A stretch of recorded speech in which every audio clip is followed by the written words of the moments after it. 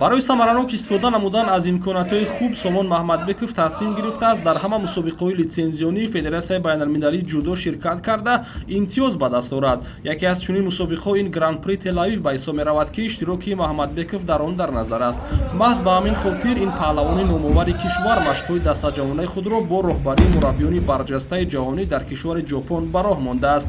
тамринҳои ӯ то 20 январ идома хоҳанд кард. нахуст Сомон ҳамроҳи 18 нафар ҷудочиёни Иркутски Федератсияи Россия ва 3 мураббӣ дар донишгоҳи Фукусимаи Ҷопон дарси ҷудо гирифтанд. Сипас аз 11 январ то 19 дар яке аз донишгоҳҳои шаҳри Токио машқҳои дастаҷавонаи хешро идома медиҳанд. бинобар иттилои дастрас гардида тамринҳо дар як рӯз 3 маротиба ба роҳ монда шуда Сомон дар ҳолати хуби ҷисмонӣ қарор дорад ва барои сайқал додани малакаю маҳорати худ талоши зиёд бурда истодааст. сипас баъди анҷоми тамринҳо Сомон Маҳмадбеков аз шаҳри Токио ба кишвари Исроил раҳсипор мешавад.